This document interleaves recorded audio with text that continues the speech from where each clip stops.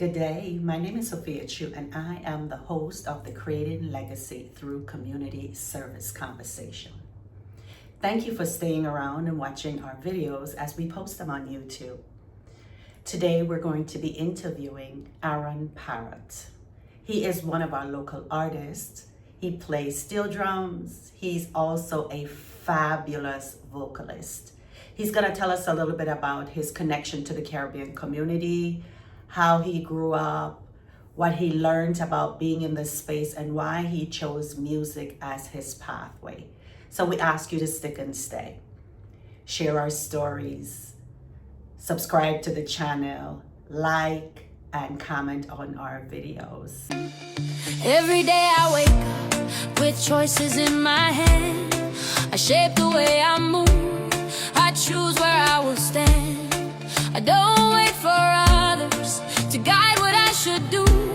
I lead myself with purpose, with discipline and truth. I lead myself well, my actions show my heart. I lead myself well, responsibility is art. I lead myself well, I lead myself well, my habits keep me sharp. So, good morning, good afternoon, good evening, good night. I hear people use that all the time, right? As they're introducing themselves to talk to somebody, because people watch this stuff different times of the day. So we want to make sure that we greet them properly, especially from a Caribbean perspective. Right.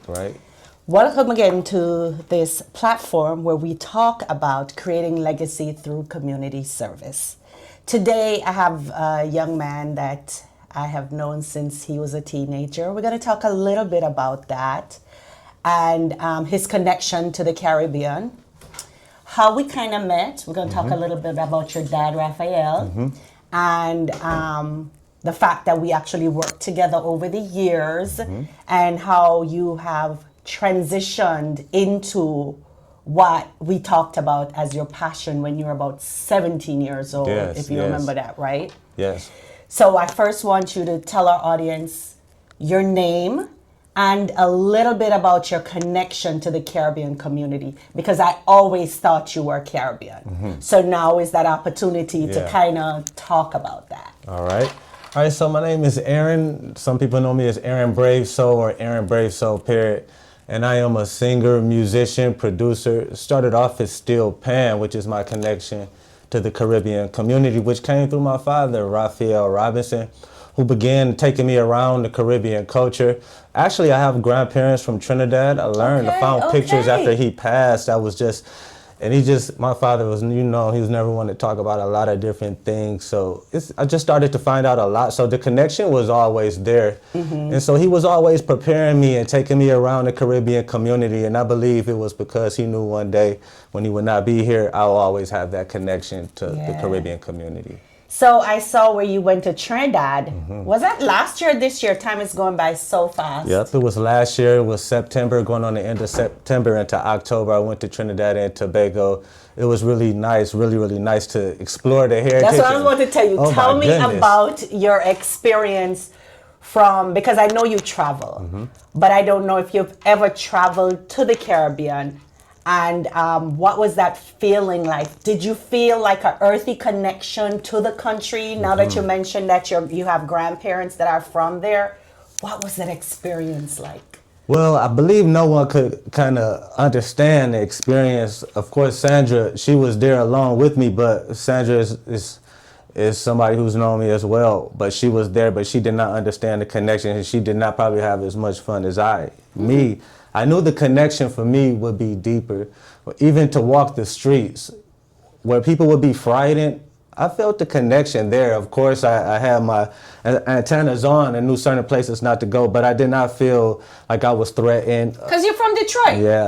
We do them kind of things in Detroit. Different. We know where to go and, how to seek out the things. Built different. That's right. And that allowed me to move a little bit differently and talk to people and then understand that accent and understand that patois of the Caribbean. Life, bro. It's like forever, Yeah. So it was natural. It was so natural. Talking about grandparents being from Waterloo up there in Trinidad, it was really cool, and getting to drive around and go up into the mountains, eat the food, best chicken of my life.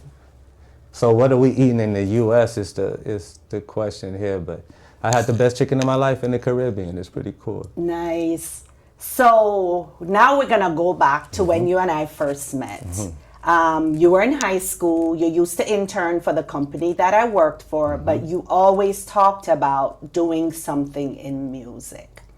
So I want you to tell us a little bit about learning how to play the steel drums. You can name drop some people, some time periods, what that was like for you as a child, being introduced to a culture that really wasn't yours at the time, and then using that as the platform to launch you into the big time artist that you is now. So when you and I met, it was around high school, 17 years old. So passionately musically driven that I couldn't see anything outside of music. I mean, my focus was just, had to be music, music, music. And my parents would always, especially father, would tell me, don't put all your eggs in one basket. So he wanted me to learn different skills.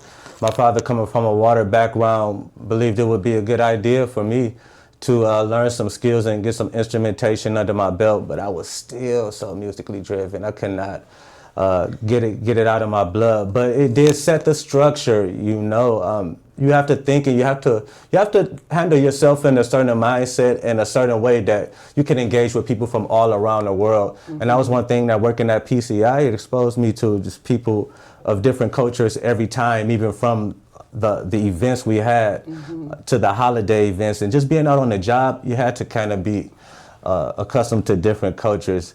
And that set me on the steel pan path. I say that because playing steel pan, I'm able to meet so many people from around the world. Right. In high school, I thought people would think I was corny because I played this pan, this round steel pan that nobody from America could quite understand. But whenever I got around Caribbean people, it was so much love from the elders and people that I knew. Until I began to get older and I realized that it really was the bread and butter for me, being something different in the community that I was from. I found that the people that I thought would gravitate away, they actually gravitated towards me and they wanted to know more about the steel pan. What is that you playing? So I began to play American songs on the Caribbean instrument, Michael Jackson's and Bruno Mars's and even hip hop's. And that is what made the connection. People were able to identify it. And I made a motto. I said, I don't play cruise ship music. I said it on the news. People were wondering what that meant. It meant that the Caribbean has a notation for being just the instrument you hear when you go to cruises and cruise ships.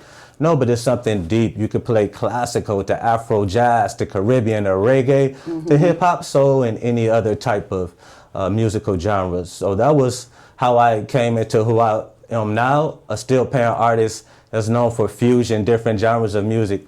And you might not remember, you said back at the Fuego video release. Child, I remember that. That's still one of my favorite songs. Yes. You stated to me, you put me to the side, you said you create genres. You said you blend genres, and I didn't quite understand it at that time.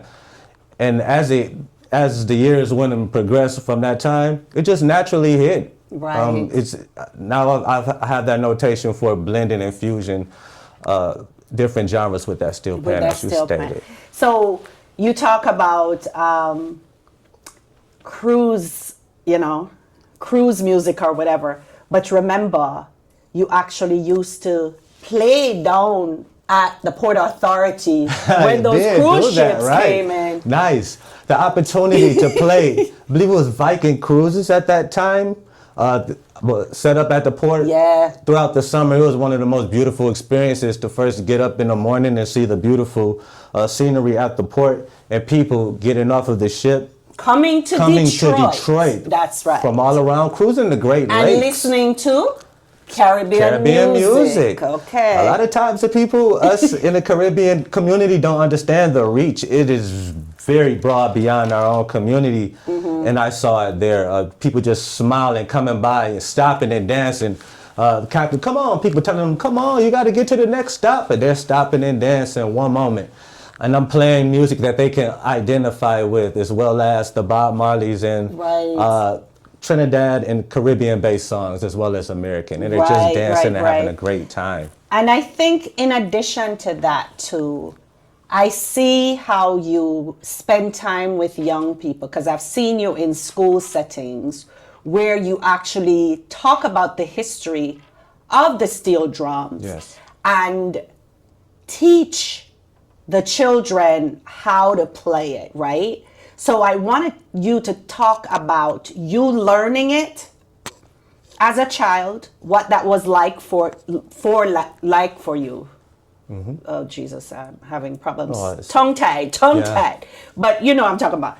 So talk about you learning that instrument that you had no idea what it was. And then now you in turn teaching that to young American students. It was culture shock in a sense because, like I said, I had that notation. Oh, people would think, it's always what you build up in your own mind. People would think you corny. So I didn't take it serious. I always played. I played in a band. First off, let's go way back to Caribbean Pans of Joy. There we go. That's why I want you to go way back. Way back. Right. I'm telling my age now, upon which I did give that name Caribbean Pans of Joy. Ralph Taylor could attest to that. That band come from Ralph putting that band together, being a mass camp. He had a vision to want to bring that Trinidad culture to Detroit. He started the steel band. My father and Ralph Taylor were like really good friends, brothers here. So my father would always take me around to the mass camps when I was about 3. Go to as well as Toronto. Windsor had a festival, Caribbean festival at that time. Ralph said, you used to walk around together. I used to hold you, used to walk around. One time I got lost. We were supposed to be walking together, but there was a steel band coming down that came from Mississauga. I heard that band, I stopped in my track, and I was just, all I remember is just standing like this. Well, needless to say, the parade continued to go this way, and my father and Ralph continued to go the other way. So I was lost. Oh my gosh. They could not find me. So I just followed the band. And then Ralph said, wait a minute, what could he be? There's only one other place he could be. It's the music. Walking up the road with the band. In Windsor. Yeah. And it happened again in Trinidad with my father's another good friend, Bambi. Walking up the road, he holding me. I see Afro Pan Steel Band following the band up the road. They going the other way. I get lost out there in Toronto in the Caribbean. You know, at the Caribbean Fair, you know how many people is there. And my father said, well, no, I want to call his mom and tell her that I lost his child. That was a funny joke she used to make. I said, yeah. So it was always there, the connection, needless that I know. So now as I'm older, I remember that connection I had as a child. So when I'm going into the school areas, I'm able to make the connection. When I learned steel pan, I was first a keyboardist or organist. I was in keyboard lessons, piano at the age of about 4 or 5 years old. I was tinkering on piano. But Father brought that pan. I was able to translate what I learned from piano and put it to the steel pan. That was the easy way for me. But playing in the band down there at Caribbean Pans of Joy, Ralph Taylor, and getting exposure, going up to Toronto Caribbean Festival, going to Panorama, I found when I was about 7 years old, gave me that exposure to jump around. When I was, you need energy to play that instrument. Yeah. The joke is on me. I never moved when I was a child playing steel pan because I stand in one place. Now when anybody see me, I can't stop. You know. So we're going to talk now a little bit to how you have translated steel drums into a livelihood for yourself, right?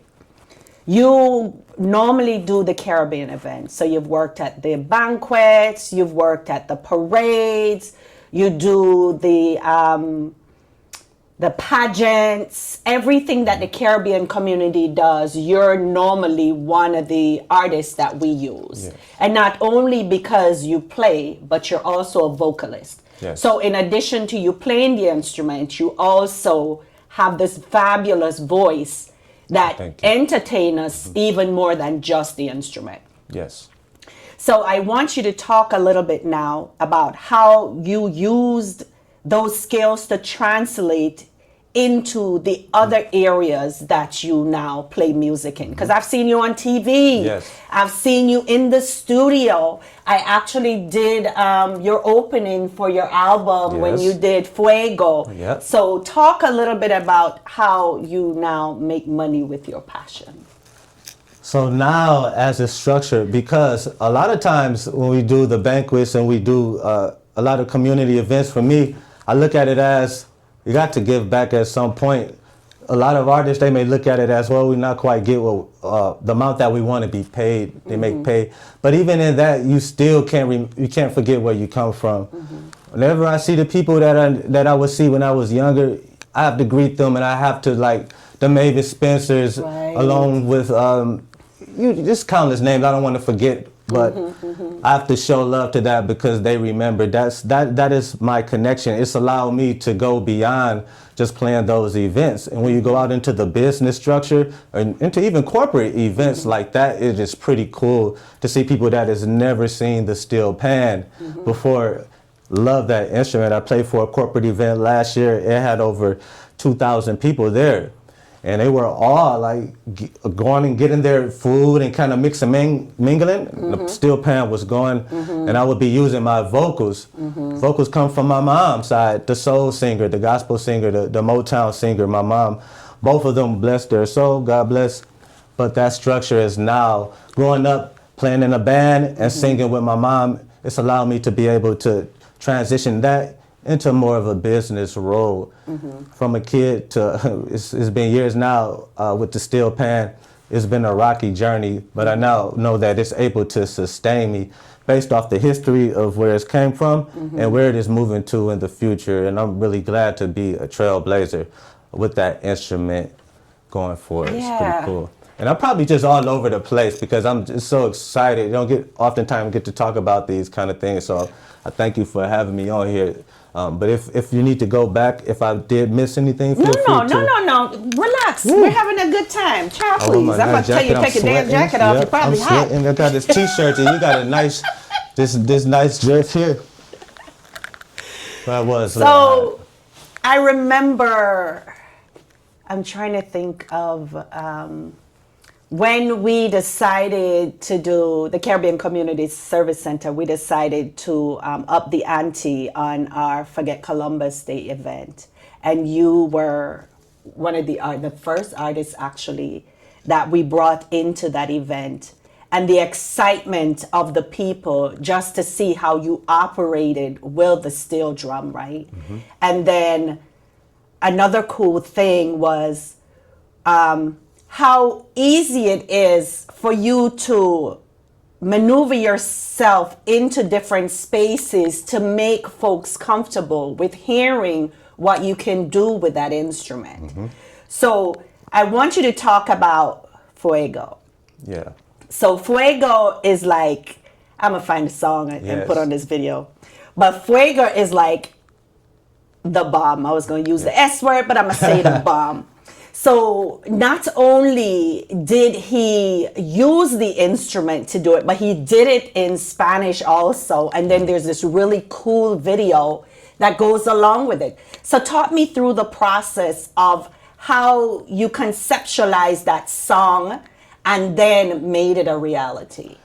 Well, for creative people, anybody that's a creative, you know that you can't really shut it off. So Fuego is one of those things that happened like early in the morning. We're talking 3 to 3:30 in the morning. It's like really sleepy to say. And it's one of those things where if you don't get it down, you'll lose it completely. So I kept hearing this bass line. You know what it is, right? Yeah. It happened at the weirdest times.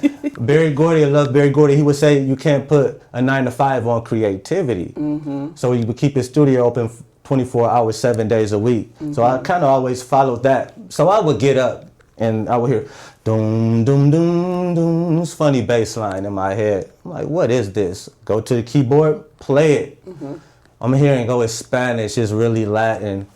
Pull some bongos from off to the side. I'm playing these bongo rhythms. I'm recording it. And as it's taking shape, I'm just hearing Fuego. I'm like, what is this Fuego? Obviously, I've heard it before somewhere in my walk in life.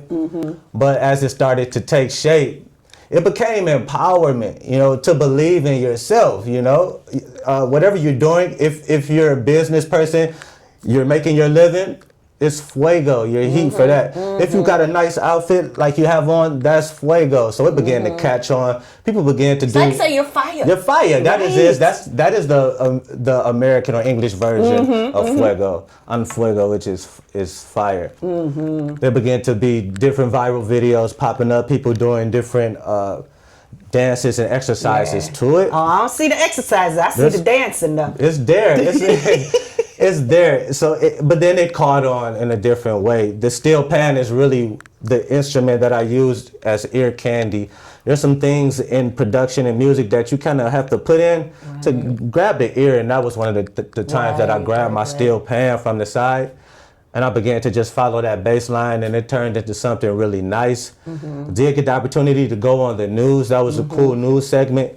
And I had the video release for Fuego, which took it to different places, overseas as well, overseas releases. And that song alone, that single has sold over 10,000 copies of the single just alone from the time.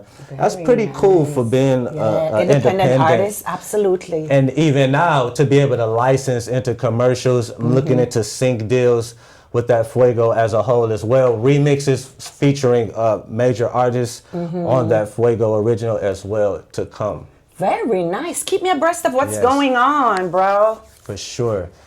So now we're going to talk about, you mentioned earlier that your dad wanted you to be an instrument technician. And you did that for a minute. I did. Make sure you made your money so you can live your passion, you know what I'm saying? So you make your money to serve, you know what I mean, serve the purpose of leading you to your passion. So now we're going to talk about, what are you doing now? Where is your life now? Not only from a creativity standpoint, because I know artists are constantly working, constantly putting out music, constantly figuring out which one's going to go on an album, or am I just going to make this an EP, or am I just going to make this a single, or what does that look like, right?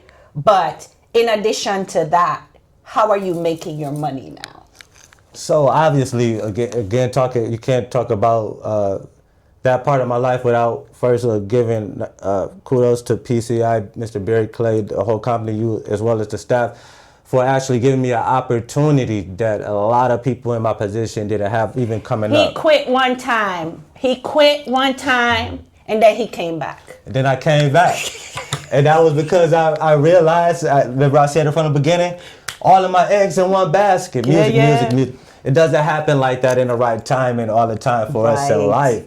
You have to have skills and trades. You have to have things that can connect, that you can make money from. So needless to say, that set the standard. When it came time for me to move on, it was like, it felt life crushing because I've been in the space for so you're talking maybe 10 to 15 years of in one area, and my music did suffer. And a lot of times other people can see that in you too as well. So I'm thankful for other people seeing that in me as well when they make decisions. It allowed me to even go further into a space that allowed me to open up creatively. Right. Working with Motown now is cool to be able to be in a space where you can actually share that creativity. But not only that, the steel pan market is open up. I have the time now to really focus on creating. Creativity again comes at all times, and it's hard to create when you're like in a tired space. Right. So I do have the structure. I have the art form, and now I'm just looking to get bigger. Collaborate with those of you out there.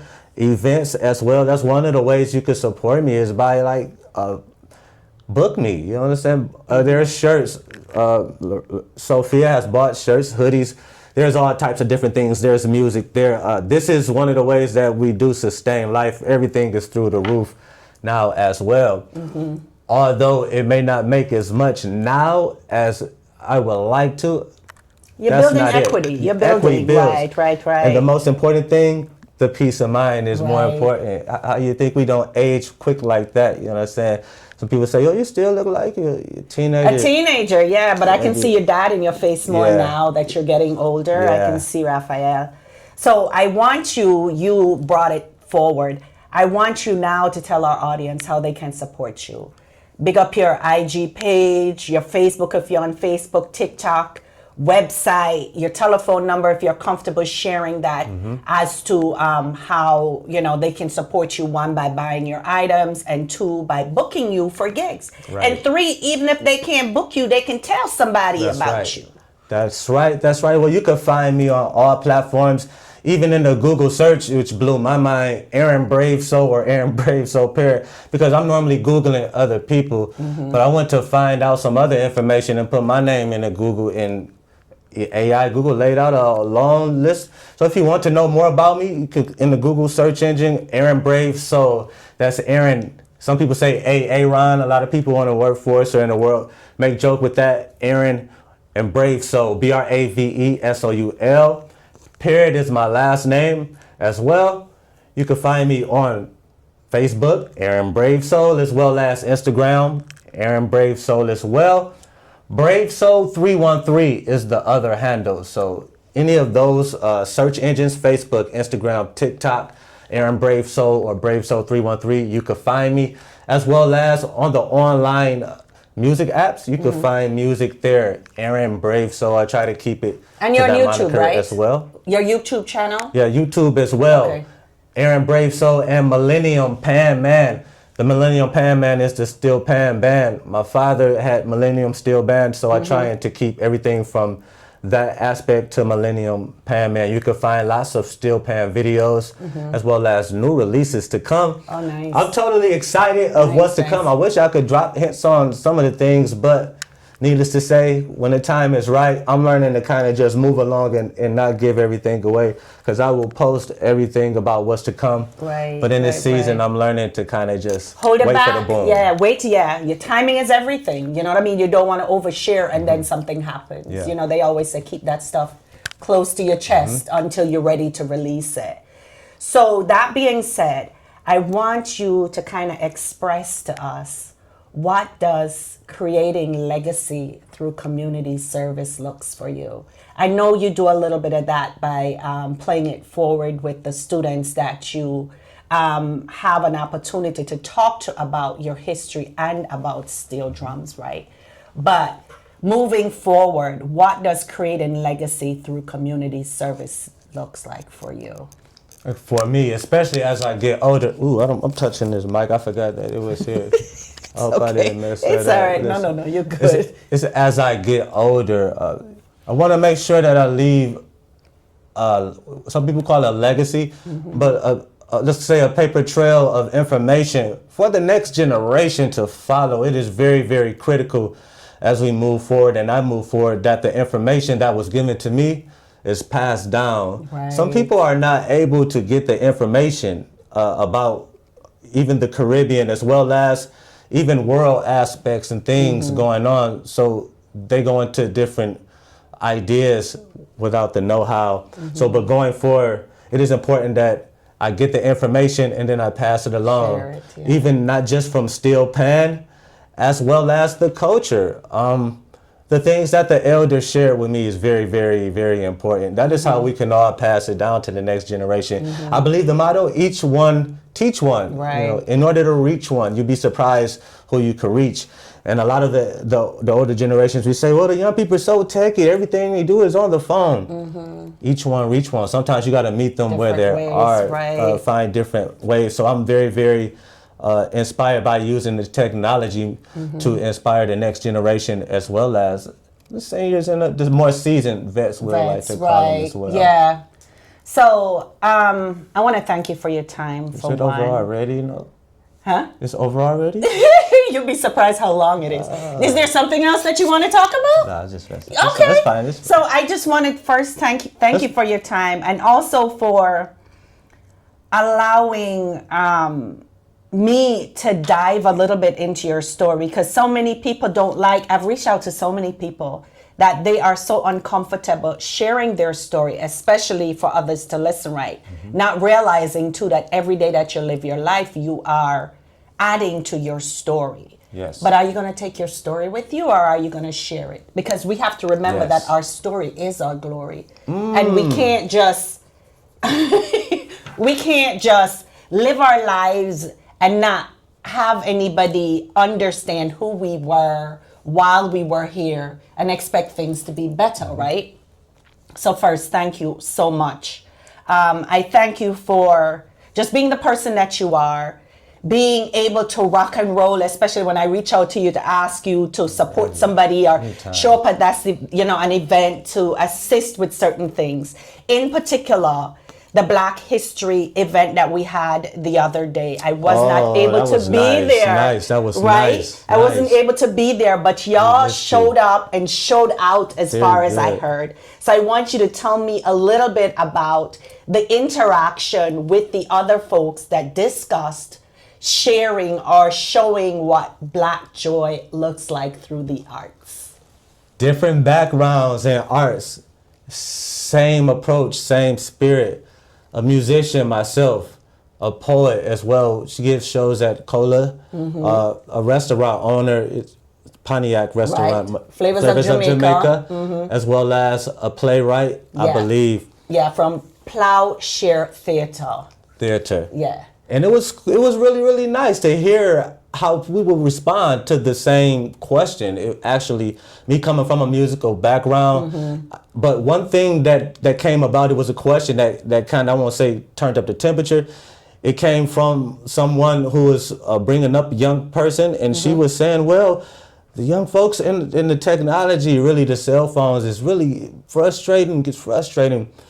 But how many different aspects that you could use that technology in order to reach that young person became a topic of discussion from the different backgrounds. It was nice to hear how in the food industry that could play a part in technology, as well as the playwright and in the poetry. How at the end of the day, we're all working towards the same goal, which is trying to pass down to the next generation. Creating legacy. It's the creating legacy. And that's what it was called, right? Creating legacy? No, it's actually celebrating Black joy through the arts. Celebrating that. So you have the legacy, right? Yes, right. This is what the conversation that we're having. It's okay. It's me in all of that something there. So, yeah. We want to make sure that we celebrate, because one of the things, and that's one reason why we don't do our Black History program. We do it outside of February because we're Black every day. Yes. And I wanted to make sure that we talk about how do we celebrate our joy through the arts. Yep. And I love how you all set the platform on getting answers on how to push it forward. Because for me, I would hate to see so much rich culture that people here away from their respective countries and islands and places they don't have. But they can actually get it right here through the many organizations and the many things that's going on in the Caribbean. If we would just go ahead and band together and just push it forward. So even I'm making a charge within myself to do more with some of the Caribbean organizations. I don't want to start naming the names, but you could go down the line as well as your organization, which is CCSC. Caribbean Community Service Center. And you can name drop to like the Western American Association that's over 100 years old. I was just there for they had a fundraiser event. They're having fundraisers, support the WIAA Center. Right. I remember going there playing them Millennium Steel Band as a kid. Right. They're over 100 years old. Over 100 years old. The Jamaican Association of Michigan, the Caribbean Cultural and Carnival Organization. The Jamaican Association put on nice events as well as their scholarship banquet that they have as well. The CCCO as well, they have their events as well. So many different organizations to name there, but definitely looking forward to being more involved this year. So feel free to get with me as well. Oh, absolutely. I'm always selling your services. I'm always going to, I tell you, I got you. I always try to do that for you. That's one of those connections. Yes, that's what I'm telling you. You've been knowing since up until now. I try to honor it if I could. So you're doing good. I try to do that. You're doing good. So just some closing parting words if you have any for us, and then we can kind of close out. Parting words. Parting words. Parting words. No matter if you're from the United States or if you're from the Caribbean, or if you're Caribbean American, the Latin countries, Africa, no matter where you're from in the world, I want to encourage you to push your culture forward the best way that you can. no matter if you have children, if you do or if you don't, any young person that you can, in a cool way though. Let's not start running the young people away. Let's find different ways to, be cool, match their energy. No one said Meet you them, have to. like you said earlier, meet them where they are. Meet them where they are and just interact and find ways to ultimately push the culture forward so they'll know. I had so much fun as a kid, even to the point where sometimes I reminisce about the old festivals down at Hart Plaza, where we had thousands of people, old school parades going down, as well as so many events. Afro World Festivals, Hart Plaza. It's just been so many. I want the next generation to be able to experience what I experienced as well. That's why we have to do the work. That's right. We have to do the work. right. We have to make sure that our young people understand where they came from and help them to build it out. Yeah. But thank you again so much for your time. I hope you had a good time. I sure did. Oh, I had an awesome time. Like anytime. You already know, anytime. I got a question for you. How does it feel to be a mom of a superstar entertainer? Because he's a superstar. Your son is a superstar. He's an artist. He's a creative. He's an artist. Hardworking. Thanks for bringing that up. Yeah, now you put me on point. He's good people. I love Put me on point. And art. that's a part of me creating legacy, right? Is allowing my son the space to be his full, entire, authentic self so he can share that with the world. Nice. And that's what I hope to do with young people, for example, you, is to make sure that you're given that space for folks to understand you should be valued. Yes.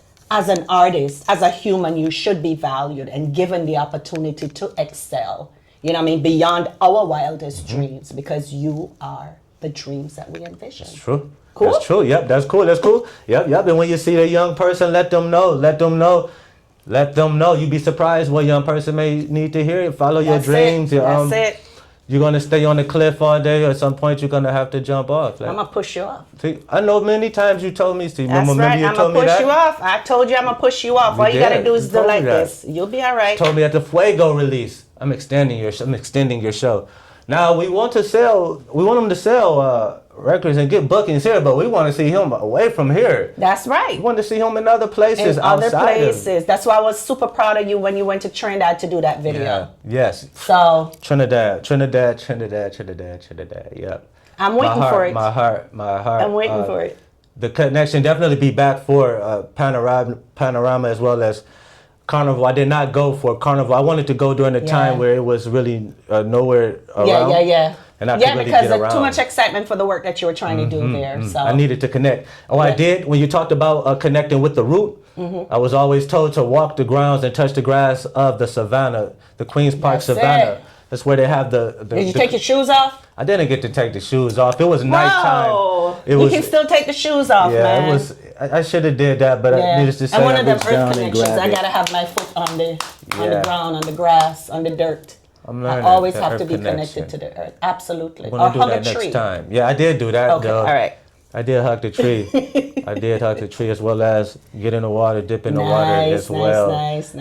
Coming back, now I got a different understanding. I got a refreshment. I see why you all in the Caribbean is just so jovial and always so joyful all the time. It is really where you come from that sets you on the path to becoming who you are. And you have to remember, stay connected to the roots. Yes. No matter how large your tree grows, right? Know where the branches, the leaves or whatever, stay grounded. Yes.